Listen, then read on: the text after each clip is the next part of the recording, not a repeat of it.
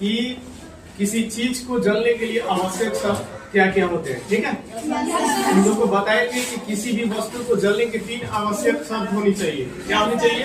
3 आवश्यक। पहला शब्द की जो वस्तु होना चाहिए, जिस पदार्थ को ले रहे हो वो जलने वाला होना चाहिए। क्या होना चाहिए? जलने वाला, यानी ज्वलनशील होना चाहिए। क्या होना चाहिए? ज्वलनशील, तभी वो जल पाएगा। और दूसरा होना चाहिए वहाँ पर वायु की उपस्थिति होनी चाहिए। किसकी उपस्थिति? वायु की, यानी हवा की मौजूदगी होगी तभी कोई चीज जलता है, नहीं तो नहीं जलता है। चलो, और तीसरा चीज होता है कि उस तापक्रम तक पहुँचना पड़ता है तभी कोई वस्तु जलता है।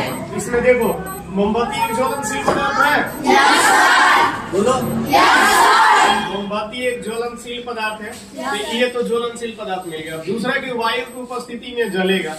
अब हम लोग क्या करेंगे? वायु की अनुपस्थिति करेंगे, वहां से वायु को रोक के देखेंगे कि ये जल रहा है कि नहीं जल रहा है। ठीक है ना? आइए हम इस क्रिया को करके देखते हैं। ठीक है, सभी को दिख रहा है ना? चलो देखोगे, सबसे पहले हम लोग क्या किए कि माचिस लिए। माचिस के बारे में भी आप लोग को बताए थे ना? माचिस की कहानी बताए थे ना?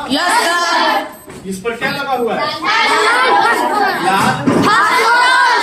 लाल लाल। अभी इस पर घर्षण करेंगे, ये जल गया ना?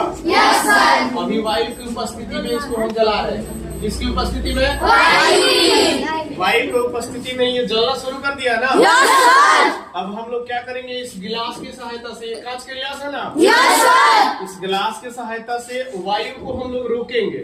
वायु को रोकेंगे यानी वायु का प्रवाह का वहाँ रोक करके देखेंगे कि क्या ये मोमबत्ती जल रहा है कि बुझ जा रहा है। ठीक है ना? चलिए हम लोग धीरे धीरे वायु के प्रकोप को रोकते हैं। चलिए वायु को रोक दिया बिल्कुल।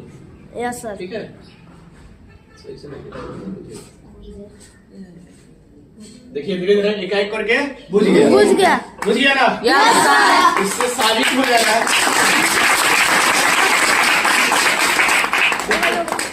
इससे साबित हो गया कि किसी भी चीज को जलने के लिए वायु की आवश्यकता होती है। अगर वायु नहीं रहेगा, ऑक्सीजन नहीं रहेगा, हवा नहीं रहेगा तो कोई भी वस्तु नहीं जलेगी। साबित हो गया ना?